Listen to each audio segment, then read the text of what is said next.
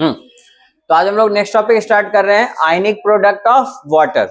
अगर हम वाटर, एक वाटर एम्फोटेरिक नेचर का होता है, एसिड एंड बेस, अगर ये ब्रेक होंगे तो अपने आयंस ब्रेक होंगे, रिस्पेक्टिव आयंस, जो कि आपका कौन है ये, अगर H प्लस आयन देगा, डोनेट करेगा, तो इसको H3O प्लस हो जाएगा और ये क्या बचेगा OH माइनस, जिसका अगर इक्विलिब्रियम कांस्टेंट हम लिखे तो क्या लिखेंगे, आपको पता है, कंसंट्रेशन ऑफ प्रोडक्ट, प्रोडक्ट कौन कौन है, H3O प्लस, इसका कंसंट्रेशन OH माइनस, और नीचे हम किसका लेंगे, वाटर का, H2O, reactant, concentration of reactant. अब बताइए, आपको पता था ना कि लिक्विड का हमेशा हम क्या लेते हैं जी, कांस्टेंट, इग्नोर करते थे ना उसको, तो यहाँ पे केवल क्या होगा, इक्विलिब्रियम कांस्टेंट, इसको KW भी कहते हैं, आयनिक इक्विलिब्रियम कांस्टेंट। W इसलिए लिख रहे हैं ना क्योंकि ये वाटर के रिस्पेक्ट में बात कर रहे हैं, तो W है क्या रिप्रेजेंट कर रहा है, ionic equilibrium constant for water, तो KW। तो बचेगा क्या, ये बताइए तो H3O प्लस OH माइनस, क्या इसमें कोई दिक्कत नहीं ना। और आयनिक प्रोडक्ट ऑफ वाटर, इसकी वैल्यू जो होती है हमेशा इतने के बराबर होती है, 10 टू द पावर माइनस 14, ये लिख लीजिए। ये किसकी वैल्यू है जी, KW की, ये कैलकुलेट करके देखा गया है, तो 10 टू द पावर माइनस 14 के ये बराबर आता है, ठीक है। अब आप सुनिए, अगर वाटर प्योर है, इफ हम लोग कंसीडर कर रहे हैं, इफ वाटर इज प्योर, है ना, इफ वाटर इज प्योर, तो वाटर अगर प्योर है तो कैसा होता है, न्यूट्रल, न्यूट्रल होता है ना वाटर। तो वाटर अगर प्योर है और न्यूट्रल है, तो न्यूट्रल का कंडीशन कब संभव है, जब H प्लस और ये माइनस, ये दोनों क्या हो जाए, इक्वल हो जाए। अगर दोनों इक्वल होंगे तो उस कंडीशन में कंपाउंड न्यूट्रल नहीं होगा, जितना एसिड है उतना बेस है, तो वो दोनों क्या हो जाएंगे, एक दूसरे को न्यूट्रलाइज कर देंगे।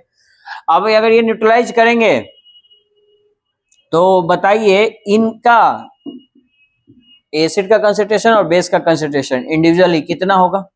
अगर दोनों का मल्टीपल इतना आ रहा है तो एक का कितना होगा, दोनों का जो भी होगा वैल्यू सेम ही होगा, तो कितना होगा, 10 टू द पावर माइनस 7 आएगा, -7। खैर ये वैल्यू उतना इंपॉर्टेंट नहीं है आपके लिए, ये इंपॉर्टेंट है और यही आपको याद रखना है, आगे हम इसका यूज करेंगे। फिलहाल के लिए इसको लिख लीजिए, अभी इसकी उतनी जरूरत नहीं है, आगे यूज होगी क्वेश्चंस को सॉल्व करने समय, ठीक है। तो अभी आप लिखिए, वहां पे लिंक करेंगे इस बात को। और आपको तो पता ही है कि अगर ये एसिडिक का कंसंट्रेशन ज्यादा होगा बेस से, तो वो सॉल्यूशन कैसा होगा, एसिडिक होगा। भाई जो ज्यादा मात्रा में प्रेजेंट हो वही ना एसिडिक होता है। और अगर बेस का कंसंट्रेशन ज्यादा हुआ तो, और दोनों इक्वल हुआ तो न्यूट्रल, यही ना अंतर होता है जी। अच्छा, इसको H प्लस आयन से भी दिखा सकते हैं, जरूरी नहीं कि H3O प्लस ही दे, H प्लस आयन, तो इस बार ये ज्यादा है तो ये कैसा हो जाएगा, बेसिक, ठीक है। तो ये कुछ कंडीशन है जिसके कारण ये वैल्यू इफेक्ट करती है, तो आप इसे लिख लीजिए पहले।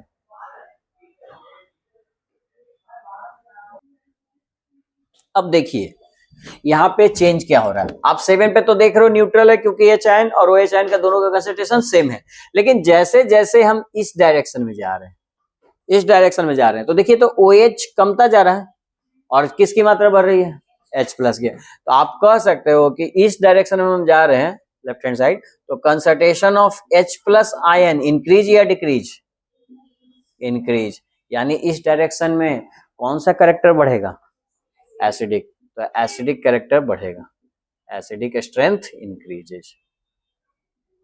क्यों बढ़ेगा, समझ गए ना, क्योंकि H प्लस आयन का कंसंट्रेशन बढ़ता है। और आप जानते भी हो कि 0 से जैसे 7 से जैसे नीचे जाते जाते हैं, 6, 5, 4, वो और स्ट्रॉन्ग एसिड होता जाता है, 1, 2 के तरफ चले जाएंगे तो बहुत ही स्ट्रॉन्ग एसिड होगा। तो इसी का इस डायरेक्शन में अगर आप गए तो किसका कंसंट्रेशन बढ़ रहा है, साफ साफ दिख रहा है, देखो OH का कंसंट्रेशन बहुत बढ़ नहीं जा रहा है, concentration of OH minus ion increases. तो बताइए इधर कौन सा स्ट्रेंथ इंक्रीज करेगा, बेसिक। जैसे जैसे हम 14 की तरफ जाएंगे बेसिक स्ट्रेंथ इंक्रीज करेगा,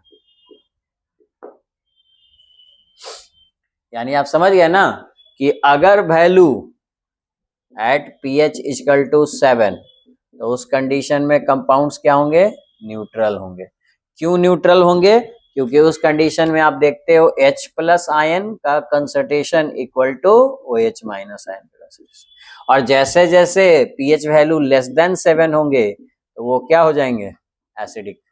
और एसिडिक क्यों होंगे, क्योंकि उस कंडीशन में H प्लस आयन का concentration is greater than OH minus ion. ये साफ साफ डायग्राम में दिख रहा है, ठीक है। और अगर pH वैल्यू ग्रेटर देन 7 होगा तो वो कैसा हो जाएगा, बेसिक। और उस कंडीशन में क्या हो रहा है, OH आयन का कंसंट्रेशन इंक्रीज कर रहा है H आयन से, तो यानी कि ये बेसिक होगा। उसमें H आयन का कंसंट्रेशन होगा लेकिन बहुत कम होगा, OH ज्यादा डोमिनेट कर रहा है, इसीलिए उसका कैरेक्टर भी कैसा हो जाएगा, बेसिक।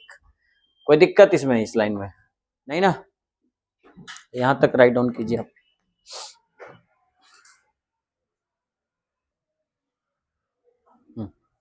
तो देखिए calculation of pH value, pH value निकालने के लिए ये फॉर्मूला हम यूज करेंगे, minus logarithm H plus ion, concentration of H plus ion, ठीक है। और ये लॉग के कुछ फॉर्मूले हैं, लॉग में अगर वैल्यू मल्टीप्लाई में है तो ऐड होता है, डिवाइड में है तो सब्ट्रैक्ट होता है, और लॉग पे पावर कभी कुछ रहे तो वो हमेशा आगे आता है लॉग ए, और लॉग 10 1 होता है।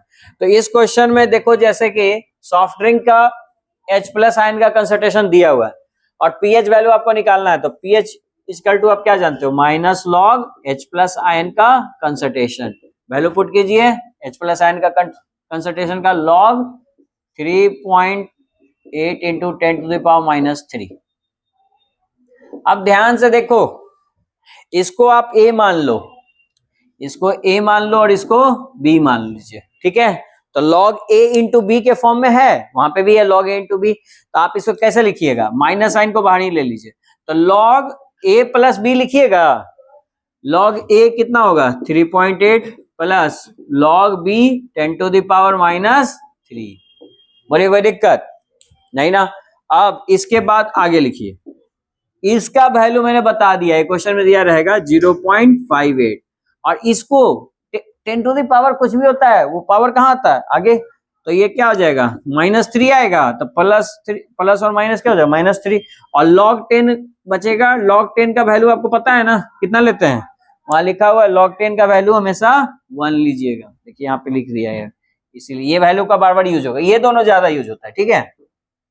तो log 10 1 हो जाएगा, तो बताइए वैल्यू क्या अंदर बचेगी 0.58 माइनस 3 मल्टीप्लाई 1, तो आ जाएगा ये वैल्यू, माइनस को भी अंदर ले जाओ, तो माइनस 0.58 माइनस माइनस प्लस 3, तो कितना आ जाएगा जी घट के 2.42। पीएच वैल्यू इतना है तो इसका एसिडिक वैल्यू कितना हो जाएगा, मतलब 2.5। अगर पीएच वैल्यू इतना ज्यादा है तो वो कैसा स्ट्रॉन्ग एसिड होगा, बहुत ही ज्यादा। इवन आपको पता होगा कि 5 से भी नीचे जाता है तो टिथ डिके होने लगता है, नहीं टूथ में डिके होने लगते हैं, तो ये बहुत, वो एसिड रेन का कंडीशन है। एसिड रेन के कंडीशन के लिए क्या होता है, इतना 5 से 5.5 से नीचे जाना चाहिए, ये तो बहुत नीचे चला गया, तो काफी हार्मफुल होता है हमारे लिए कोल्ड ड्रिंक्स। इसीलिए क्यों, क्योंकि उसका पीएच वैल्यू कितना है, बहुत ही कम है, 2.4 यानी 2.5 के आसपास, तो वो काफी ज्यादा हार्मफुल होगा हमारे ह्यूमन बॉडी के लिए, ठीक है। आया बात समझ में, तो ये क्योंकि इसकी वैल्यू, अब आप खुद सोचो ना, आपको पता है ये एसिड रेन का कंडीशन है, और एसिड रेन का कंडीशन, और एसिड रेन के क्या है ड्रॉबैक्स जी, क्या इफेक्ट्स पड़ते हैं, जो हाँ हमारे मोन्यूमेंट्स है जैसे ताजमहल, वो संगमरमर का बना हुआ है, इवन कहा जाता है उसको भी पीला कर देता है, नहीं उसका भी शाइनिंग सरफेस खत्म कर देता है, तो हमारे बॉडी का ये क्या हाल करेगा, सोचो कोल्ड ड्रिंक्स का कितना हार्मफुल है, ठीक है, क्योंकि इसकी वैल्यू इससे बहुत ज्यादा नीचे है ना। तो अब पता चल गया ना। उसी तरह से ह्यूमन ब्लड का पीएच वैल्यू क्या होता है, आपको पता होगा ना कि हमारा जो ह्यूमन फंक्शन है वो स्लाइटली बेसिक होता है, और आप वैल्यू निकाल के देखो आपको पता चल जाएगा कि ह्यूमन ब्लड है 7 से थोड़ा सा ज्यादा होता है, 7.2 से 7.4 तक होता है। ये तो वैल्यू आपको याद किया हुआ है, लेकिन यहाँ पे कुछ क्वेश्चन भी है जिसपे आप बना सकते हो और वो वैल्यू की बता सकते हो कि क्या है, कितना होगा।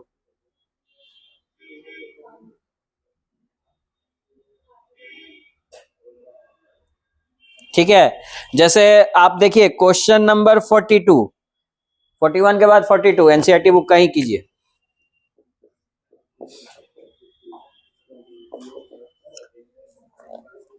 42 में क्या बोल रहा है? विनेगर जानते हो ना? विनेगर किसको कहते हैं, याद है आप लोग को? ये क्वेश्चन पूछा हुआ भी है। हाँ, CH3COOH, इसका नाम क्या है? Acetic acid. जनरल नेम तो एसिटिक एसिड है, बिल्कुल सही बोल रहा हूँ, एसिटिक एसिड। अब बाकी आईयूपीसी नेम क्या बोलेंगे? Ethanoic acid. तो चलो, इस एसिड का उसने बताया कि इस बार ना आपको उल्टा दिया, पीएच वैल्यू दे चुका है, इसका पीएच वैल्यू दे रखा है। पीएच वैल्यू कितना है इसका? 3.8 इंटू 10 टू द पावर, नहीं 3.76। यानी ये एसिडिक है कि बेसिक है जी? एसिडिक। ऐसे भी बात का है, एसिड ही है विनेगर, आप जानते हो ये इथेनोइक एसिड है या एसिटिक एसिड है, तो इसकी वैल्यू 7 से तो कम ही होगी, हैवी। लेकिन पूछ रहा है कि जब अगर इतनी वैल्यू होगी तो इस कंडीशन में ये जो एसिटिक एसिड है या विनेगर है, इसका कंसंट्रेशन ऑफ H+ आयन कितना होगा? तो ये आप निकाल सकते हो ना? चलिए ट्राई कीजिए।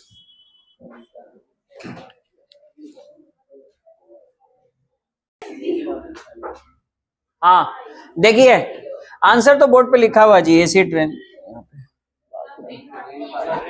हाँ, रेन वाटर ही है। तो रेन वाटर प्योर वाटर नहीं होता, इम्प्योर होता है। रेन वाटर कैसा होता है? प्योर होता है क्या? नहीं। देखो, जैसे ये क्वेश्चन है pH value of rain water आपको निकालना है, तो आप कैसे निकालोगे? यहाँ पे ध्यान दीजिए, अगर वाटर ड्रॉपलेट्स आ रहे हैं तो इन्वायरमेंट में ऑलरेडी ये सब गैसेस होते हैं, सल्फर डाइऑक्साइड, कार्बन डाइऑक्साइड होते हैं ना, और इन्हीं कार्बन डाइऑक्साइड से ये वाटर रिएक्ट करके क्या हो जाता है? एसिडिक हो जाता है। नाइट्रोजन डाइऑक्साइड भी होता है, ठीक है, और जिसके कारण किसका वाटर कैसा हो गया? Acidic in nature. और इसी के कारण क्या होता है? इसकी पीएच वैल्यू घट के 5.5 हो जाती है, जो मैंने अभी लिखा था। ये एसिड रेन का कंडीशन कब एग्जिबल होगा? ये तो आप इसी कंडीशन को फॉलो करोगे तो स्लाइटली एसिडिक नहीं होता, अच्छे खासे एसिडिक चले जाते हैं, यहां तक वैल्यू चला जाता है, ठीक है। तो आप इसमें किसको टिक करोगे? ये, क्योंकि रेन वाटर बोला है, प्योर वाटर या वीक एसिड नहीं बोला, ये वीक एसिड में आएगा, ये अच्छा एसिडिक हो जाएगा। और उसका कंडीशन क्या होगा? कौन सा वाटर बोला? Rain water. रेन वाटर बोला मतलब कार्बन डाइऑक्साइड और एयर के थ्रू वो होके आ रहा है, तो एयर में ये सब रिएक्शन पॉसिबल है, क्योंकि नाइट्रोजन डाइऑक्साइड, कार्बन डाइऑक्साइड ये सब ऑलरेडी एयर में अवेलेबल है कि नहीं है? ठीक है, तो इस कारण से इसकी पीएच वैल्यू क्या है, यहाँ आंसर टिक करेंगे डी। कोई दिक्कत? समझ में आया? कोई बात नहीं, बता तो दिया ना, अब कभी क्वेश्चन में आएगा तो टिक कर लोगे ना, ठीक है। तो आप लिख लीजिए। और इस क्वेश्चन में पीएच वैल्यू निकालना था, एच आयन का कंसंट्रेशन ये पुट करेंगे, और ये इधर से लॉग इधर जाएगा तो वो एंटी लॉग हो जाएगा, और एंटी लॉग इस वैल्यू एंटी लॉग -3.76 का वैल्यू ये होता है, ठीक है। तो ये आपका हाइड्रोजन आयन का कंसंट्रेशन आया किस केस में? विनेगर के केस में। इसी तरह के और भी क्वेश्चंस आपके एनसीईआरटी बुक में पूछे हुए हैं। देखिए क्वेश्चन नंबर, जैसे कि 55 में आइए, क्वेश्चन नंबर 55 एनसीईआरटी बुक का।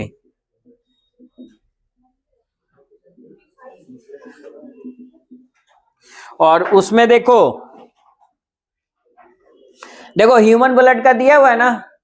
अगर क्वेश्चन नंबर सी पे जाओ तो ह्यूमन ब्लड का वो पीएच वैल्यू कितना दिया है? 7.38। यानी आप समझे, हमारा ह्यूमन बॉडी यानी हमारा बॉडी का जो मैकेनिज्म है वो किस नेचर में काम करना पसंद करता है? एसिडिक या बेसिक? स्लाइटली बेसिक ही है ना।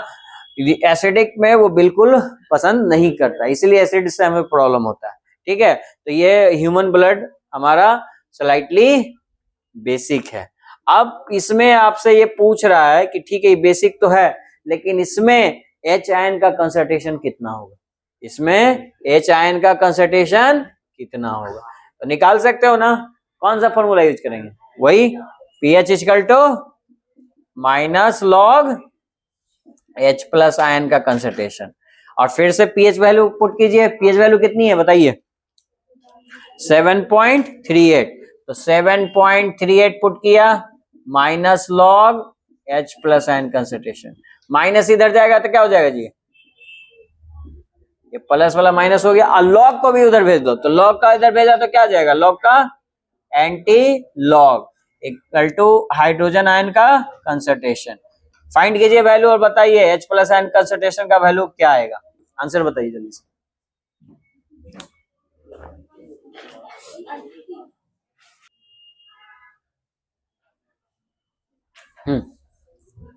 तो देखिए गिब्स एनर्जी के बारे में मैंने बता दिया कि ये क्या है, जितने भी यूजफुल वर्क्स हैं, मैक्सिमम एनर्जी को यूजफुल वर्क के लिए यूज कर रहे हैं, वही आपका गिब्स एनर्जी कहता है। डिफिनेशन कोई भी नहीं पूछेगा। हाँ, रिएक्शन स्पॉन्टेनियस कब होगा? जब वो डेल जी की वैल्यू क्या हो, निगेटिव, तो आपका स्पॉन्टेनियस इक्वल टू 0 होगा तो इक्विलिब्रियम, और ग्रेटर देन 0 होगा तो नॉन स्पॉन्टेनियस। स्पॉन्टेनियस का मतलब जो रिएक्शन खुद से हो, जैसे कि ड्राई सेल को आपको रिमोट में लगाया, वो काम करना शुरू कर देता है, ये कैसा हो गया, स्पॉन्टेनियस। लेकिन कुछ रिएक्शन होते हैं नॉन स्पॉन्टेनियस, जैसे कि आपका फैन का चलना, ठीक है, उसको इलेक्ट्रिसिटी बाहर से प्रोवाइड करनी होगी तब वो चलेगा। तो वहां पे डेल जी की वैल्यू क्या है, ग्रेटर देन 0, यानी कि डेल जी की वैल्यू पॉजिटिव है, और इक्वल टू 0 रहा तो बीच की बात है, मतलब कि इक्विलिब्रियम में। और एक और फॉर्मूला है del G in terms of equilibrium constant. अब डेल जी को हम किससे कंपेयर करेंगे, हम कौन सा चैप्टर पढ़ रहे हैं, इक्विलिब्रियम ना जी। तो इक्विलिब्रियम में देखिए डेल जी और इक्विलिब्रियम में क्या रिलेशन होता है, तो ये इसका फॉर्मूला है यहाँ पे -2.303 RT/Kc। आर आपका गैस कांस्टेंट है, टी टेम्परेचर केल्विन में लिखिएगा, और के क्या है, इक्विलिब्रियम कांस्टेंट। उस पे देखिए आपके इसी साल एग्जाम में क्वेश्चन आया था, ये रिएक्शन दिया हुआ है जहां पे केपी की वैल्यू भी दे रखा है, यानी इक्विलिब्रियम कांस्टेंट की वैल्यू दे रखा है, और आर का वैल्यू भी दे रखा है, और पूछा है कि डेल जी की वैल्यू क्या होगी, ठीक है। तो आपका इसी साल जेईई में पूछा है, बताइए आंसर क्या होगा। मैं ऑप्शन भी दे देता हूँ इस क्वेश्चन के लिए, नहीं ऑप्शन नहीं दिया है, फिल इन द ब्लैंक्स बोला था, ठीक है। तो आप बताइए आंसर क्या होगा फाइनल। हाँ, टेम्परेचर दे रखा है 298 kelvin at 298 kelvin, room temperature ही लेते हैं, तो 298। तो बताइए फाइनल आंसर क्या आएगा यहाँ पे। बहुत छोटा वीडियो। देखिए इस क्वेश्चन में साफ साफ दिख रहा है कि डेल जी की वैल्यू निकालनी है। डेल जी का फॉर्मूला हमने यूज किया, आर की वैल्यू दे रखी है, पुट किया, और टेम्परेचर 298 केल्विन दिया हुआ है, रूम टेम्परेचर पे ये बिहेव कर रहा है, और लॉग, और यहाँ पे हमने केपी यानी कि इक्विलिब्रियम कांस्टेंट का वैल्यू पुट किया, और लॉग का ऑपरेशन आपको पता है, ये ए है, ये आपका बी, ठीक है। तो लॉग ए इंटू बी, यानी लॉग ए प्लस लॉग बी। चूंकि लॉग पे पावर 10⁻29 है, तो इसको आगे लाएंगे तो ये -29 आ जाएगा, और इसको घटाया तो ये आएगा माइनस इतना, और ये माइनस माइनस क्या हो जाएगा, प्लस, और फाइनल कैलकुलेशन करके ये वैल्यू आ जाएगी 163 किलो जूल। प्लस साइन क्या इंडिकेट कर रहा है कि रिएक्शन आपका कैसा होगा, नॉन स्पॉन्टेनियस, ठीक है। ये खुद से नहीं होगा, इसको एनर्जी देनी पड़ेगी तब ये रिएक्शन होगा, यहाँ पे हीट एनर्जी लगाते हैं। खैर, तो अब ये समझ में आ गया ये क्वेश्चन, इस साल का 163 किलो जूल आएगा आंसर। इसी पे बेस्ड सेम देखिए एक और क्वेश्चन पूछा था 2019 में, ये टॉपिक डेल जी की वैल्यू निकालनी है, आपको दिख रहा है डेल जी की वैल्यू निकालनी है इन टर्म्स ऑफ, यहाँ चूंकि इक्विलिब्रियम बोला है तो यहाँ पे क्या होगा, इक्विलिब्रियम कांस्टेंट होगा, यहाँ पे इक्विलिब्रियम कांस्टेंट होगा, तो इसके टर्म में निकालना है, यानी कि के बीच में। तो आप कौन सा फॉर्मूला यूज करोगे, डेल जी का फॉर्मूला अभी बताया है, डेल जी और इक्विलिब्रियम कांस्टेंट में क्या रिलेशन होता है इन दोनों में, बताइए। आपको पता है ना, -2, ये फॉर्मूला होता है ना रिलेशन, RT log K, ठीक है। इसमें आपको देखिए इसकी वैल्यू भी पता है ना, पता, आर की वैल्यू भी पता है, टेम्परेचर आपको ऑलरेडी 298 केल्विन, हमेशा रूम टेम्परेचर पे ही हर रिएक्शन को लेते हैं, और उसके बाद लॉग और के।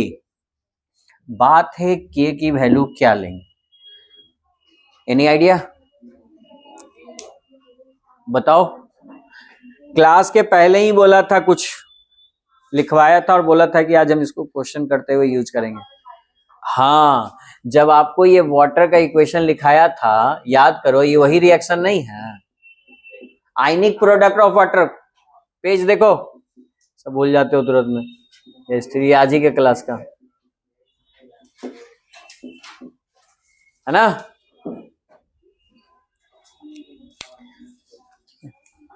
दिखा, ये रिएक्शन है 2H2O, वही रिएक्शन है कि नहीं, देखो ध्यान से, 2H2O, और यहाँ पे ये एसिड बेस में टूट रहा है, ये आपका कुछ और नहीं KW है, जिसको आप क्या बोलते हो, आयनिक प्रोडक्ट ऑफ वाटर।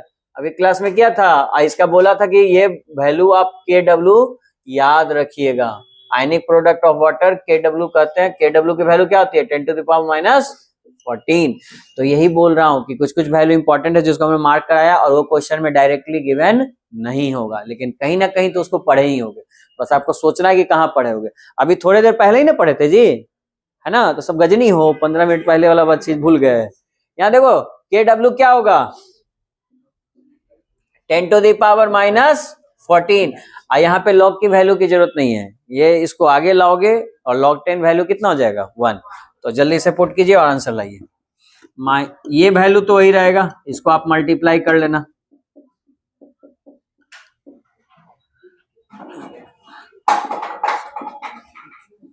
और इनटू, अरे उसको नीचे ही रख दो, कहे के लिए पटक रही है।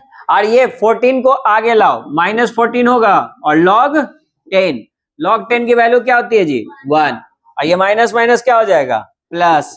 अब मल्टीप्लाई करके जल्दी से आंसर बताओ क्या आएगा।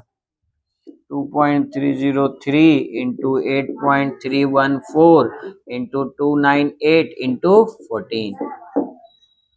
देखो आपको आसान तरीका क्या है, इतना ये डेसिमल के चक्कर मत पड़िए। क्यों बता रहा हूं, यहाँ पे सब आंसर में देखिए बहुत लार्ज गैप है। डेसिमल से गैप कितना आएगा 1 2 3 का आएगा, लेकिन यहाँ पे 20-20 का गैप है कि नहीं। तो आसानी से इसको 8 मान लो, इसको 2 मान लो या 2.5 मान लो और मल्टीप्लाई करके बताओ किससे मैच कर रहा है। एग्जैक्ट आंसर निकालने की जरूरत नहीं है, आपको जल्दी बनाना है ना एग्जाम में, तो बना लो। इसको अगर 8 मान लो और इसको 2.5 मान लो, कितना आ जाएगा जी ये 20 नहीं आ जाएगा, मल्टीप्लाई हो गया ना। इसको 300 मानो, कितना आएगा 14 मल्टीप्लाई 300, ये लगभग हो गया 42 पे 20 और इसको 20, ठीक है, एक और 0।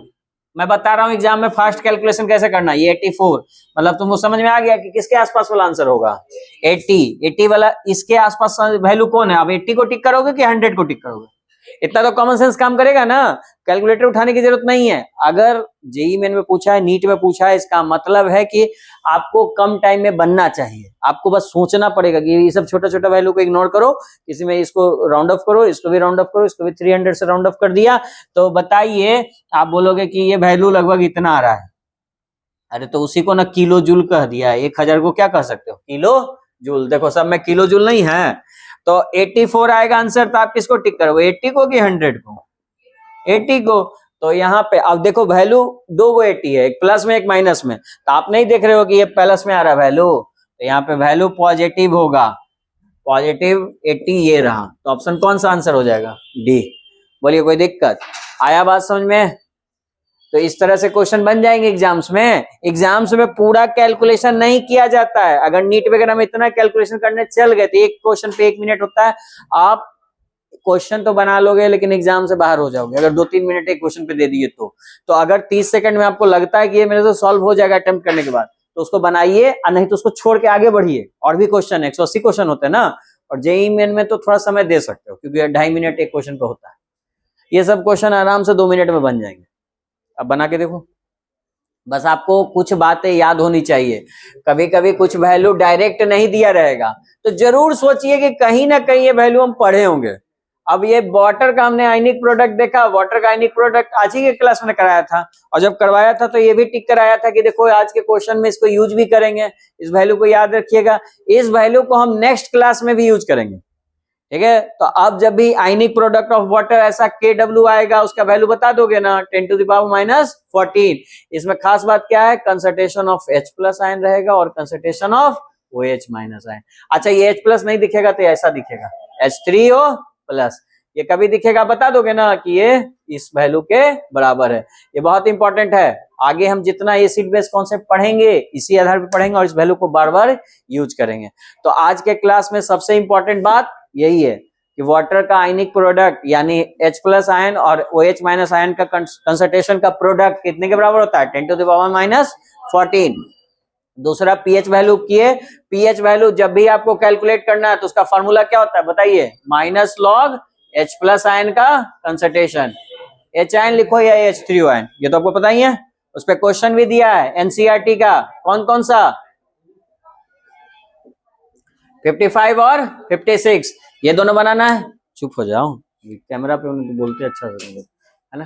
देखो यहाँ पे 55 और 56 और लास्ट गिव्स एनर्जी।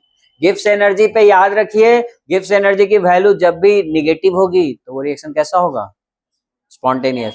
और जब भी वैल्यू इक्वल टू जीरो रही तो इक्विलिब्रियम, और ग्रेटर देन जीरो रही तो नॉन स्पॉन्टेनियस।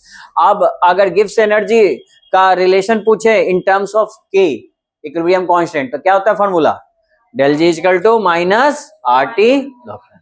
ठीक है, तो आज के क्लास में इतना ही। नेक्स्ट क्लास में हम लोग एसिड बेस का इक्विलिब्रियम कांस्टेंट निकालना सीखेंगे।